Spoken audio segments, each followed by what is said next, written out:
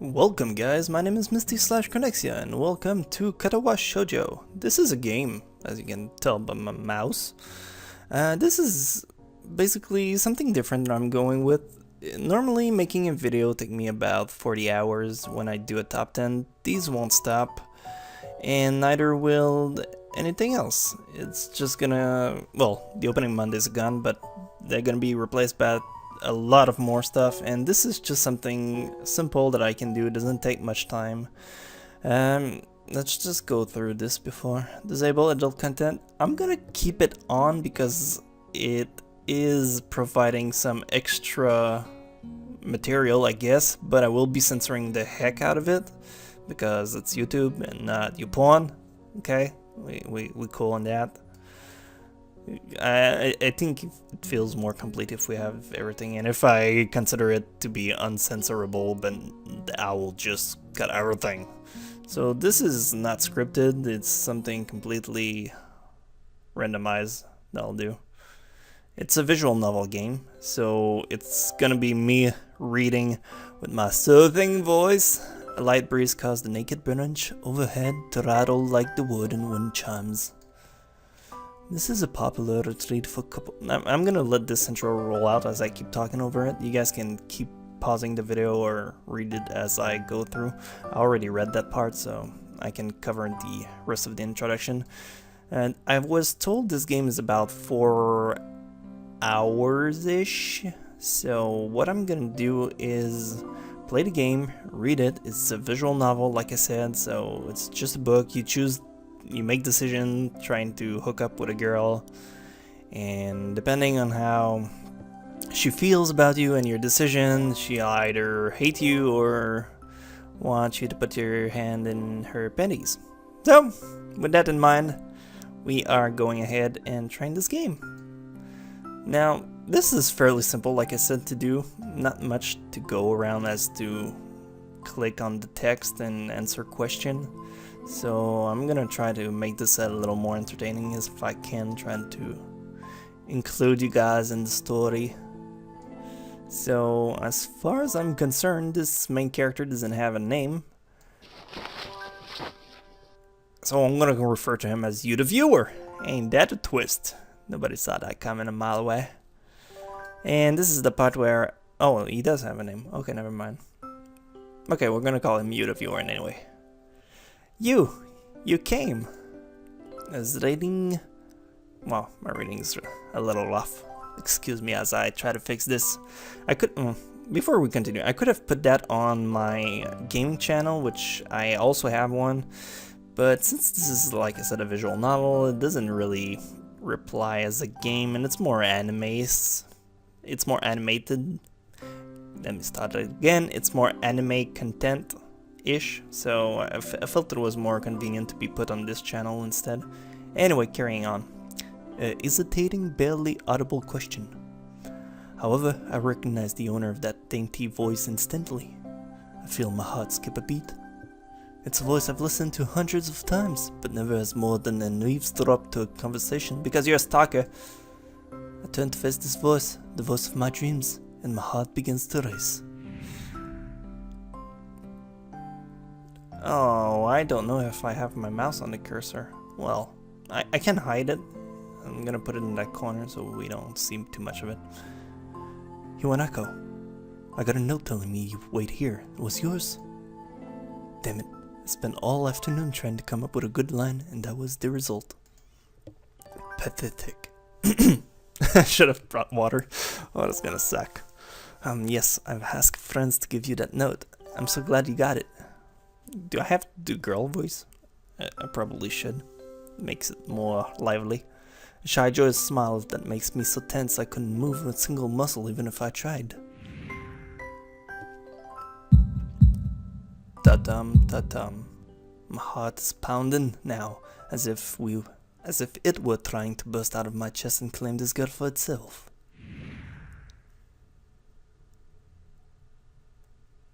So, here we are, hot and cold. Once again the wind stirs up the branches, the cacophonous noises and the music to my ears. Hiwanako flinches ever so slightly, softly, against the gust of the winds. I put words where there's no words, and sometimes I forget stuff. I'm not good at reading, so that's why there's text on it. You guys can read as well. I'm not gonna do all the work, am I? Am I? As it passes, she lights herself, as if supported by some new confidence. Her eyes lock with mine, and she lazily twirls on her long dark hair along her fingers. All the while, the anxious beating of my heart grows louder. Patam patam. My throat is tight. Just like her pants? I doubt I could ever force a word out if I tried. You see? Patam patam. I wanted to know. Patam patam patam. If you'd go out with me. I stand there motionless, save for my pounding heart. I want to say something in reply, but my vocal cords feels like they've been stretched beyond their breaking point. Hisao? Well, no, scratch that. We're gonna call him you. Fuck it. You? I reach up to try and massage my throat, but this only sends spikes of blinding pains along my arms. You! Patam patam. My whole body freezes, save for my ears. Well, eyes, sorry. Which shoot up open in terror. Patam patam patam patam patam patam. You! This does not remind me of my dramatic ending. The beating of my chest suddenly stops, and I go weak to the knees. The world around me, the canopy of the bare branches, the dull winter sky, Iwanako running towards me, all these fade to black. The last thing I remember before slipping away are the sounds of Iwanako screaming for help and the incessant clatter of the branch above.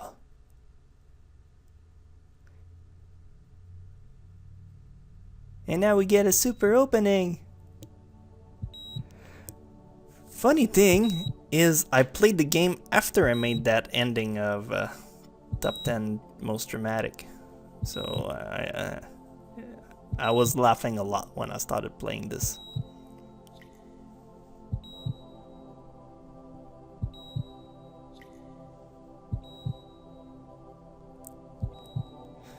This game was made by a random company.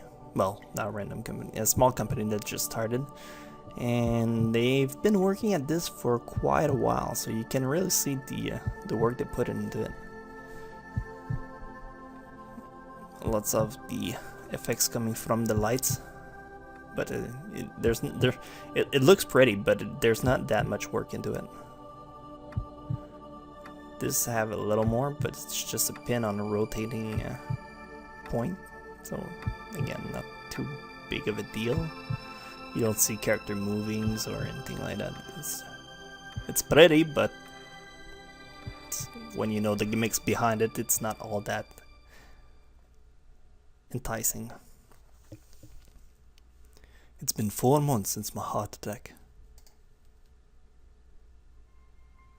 And the whole time I can probably count the times I've left this hospital room unsupervised on one hand. 4 months is a pretty long time when you're left alone. Why do I sound like Dracula? With your thoughts. So I've had plenty of time to come to terms with my situation. Arrhythmia. A strange war, a foreign alien one. One that you don't want to be in the same room with. Yeah, really, this Dracula accent is really weird. But I like doing that, so I'm gonna keep with that. A rare condition. It caused the heart to act erratically and occasionally beat way too fast. It can be fatal. Apparently, I've had it for a long time. They said it was a miracle that I was able to go on so long without anything happening. Is that really a miracle? Let me start again. Is that really a miracle? It's the same thing. I guess it was supposed to make me feel better, more appreciative of my life. It really didn't do anything to cheer me up. My parents, I think, were hit harder by the news than I was. They practically had 2 hemorrhage apiece. I had already had a full day by then to digest everything. Sorry. To them, it was all fresh. Or flesh, if you speak in Japanese. They were even willing to sell our house in order to pay for a cure. Of course, that isn't a cure. Because of the late discovery of this condition, I've had to stay in this hospital to recuperate from treatments. When I was first admitted, it felt as if I was missed. For about a week, my room in the ward was full of flowers, balloons, and cards. But the visitors soon dwindled, and all the get-well gifts began trickling down to nothing shortly after. I realized that the only reason I had gotten so many cards and flowers was because sending me their sympathy had been turned into a class project. Maybe some people were genuinely concerned, but I doubt it. Even in the beginning, I barely had a visitor. By the end of the first month, only my parents came by on a regular basis. Iwanako was the last one to stop visiting. After 6 weeks, let me catch my breath a little.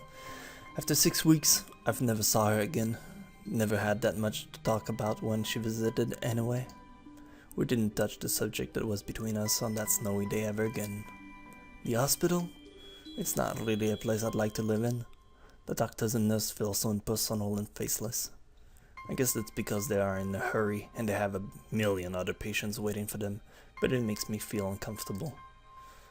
For the first month or so, I asked the head of cardiologist every time I saw him for a rough estimate of when I'd be able to leave.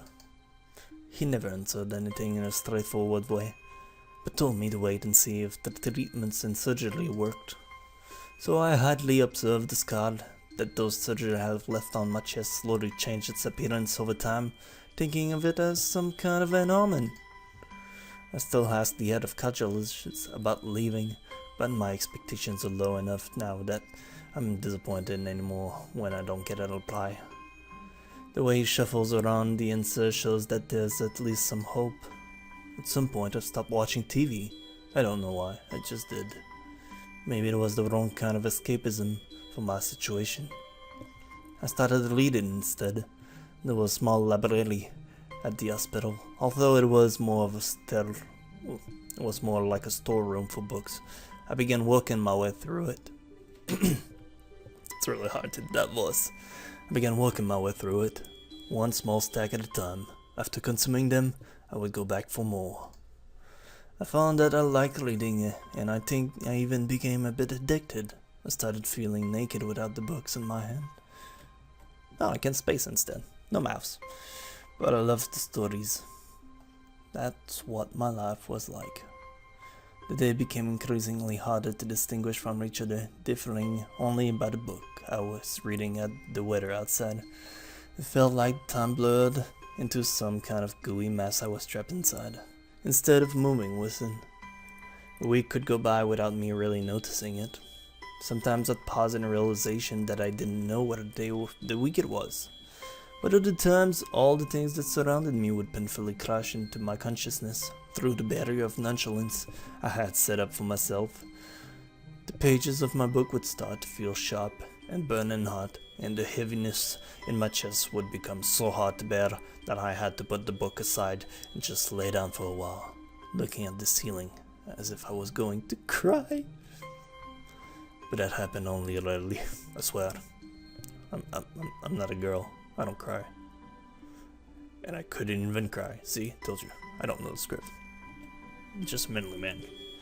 Today the doctor comes in and gives me a smile. He seems excited, but not very. It's likely he's trying to make an effort to be happy on my behalf. My parents are here.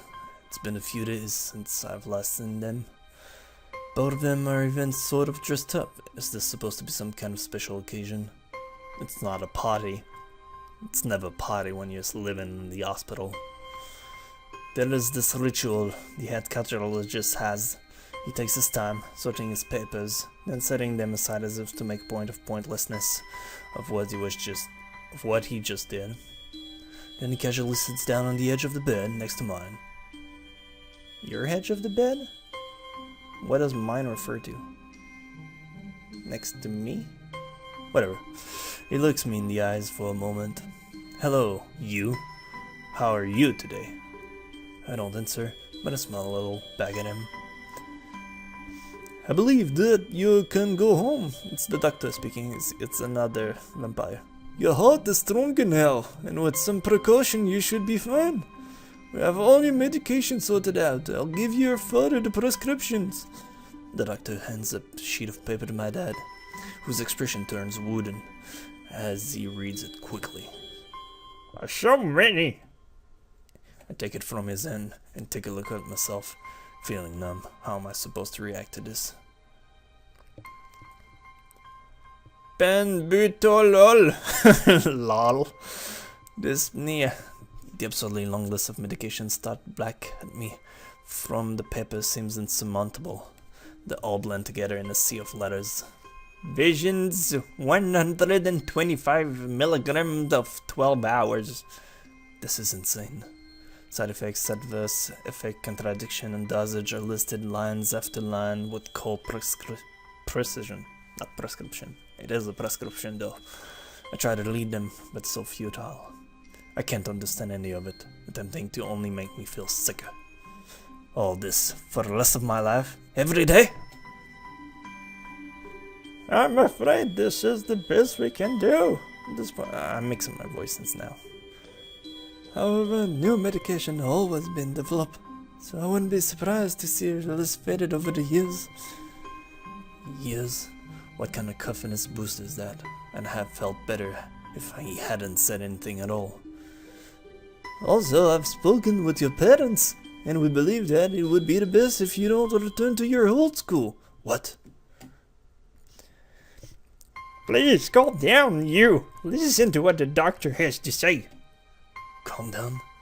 The way he says it tells me he knew full well that I wouldn't liked it. Am I going to be homeschooled? Whatever of my concert shows, it is ignored. We all understand that your education is paramount. He has so many voices, this guy is crazy. However, I don't think that it's wise for you to be without supervision. At least not until we're sure that your medication is suitable. So I've spoken to your parent about a transfer. It's a school called Yamaku Academy. It specializes in dealing with disabled students. Disabled? What am I? It has a 24-hour nursing staff. It's only a few minutes from a highly regarded general hospital. The majority of the students live on the campus. Think of it as a boarding school of sorts, except no art, just sick people. It's designed to give students a degree, not in art, just in sickness, of independence, while keeping help nearby. Independence? It's a school for disabled kids. Don't try to disguise that fact. If it was really that free. Starting again? If it was really that free, there wouldn't be a 24-hour nursing staff, and you wouldn't make a hospital being nearby a selling point. Of course, that's only if you want to go, but your mother and I are really able to homeschool you. We went out there and had a look a couple of weeks back, and I think you'd like it. It looks like I really don't have a choice. Compared to the other art problems, people with your condition usually tend to live long lives. I think that was his first voice. You need a job one day, and this is a good opportunity to continue your education.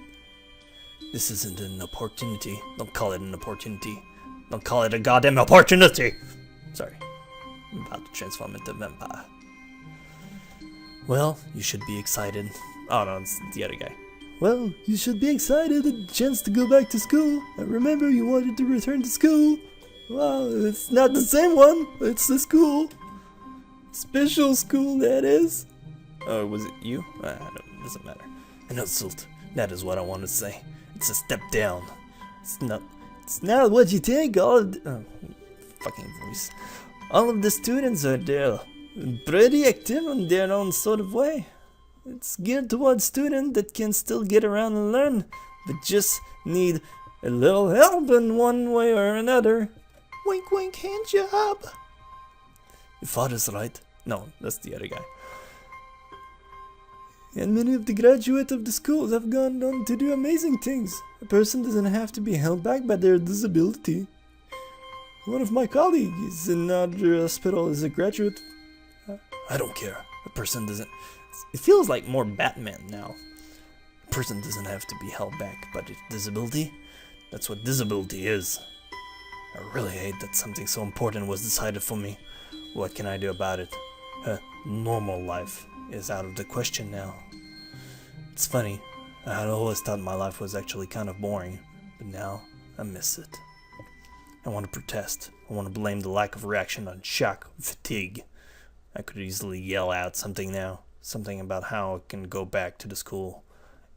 But no, I don't say anything. The fact is, I know it's futile. I look around the room, feeling very tired of all this. The hospital, doctors, my condition, everything. I don't see anything that would make me feel any different.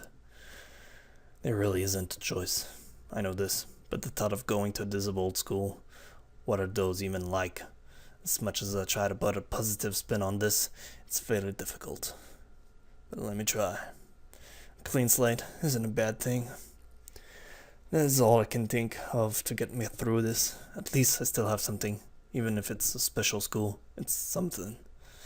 It's a fresh start, and my life isn't over. It wouldn't be a mistake to just resign myself to thinking that. At the very least, I'll try to see what my new life will look like.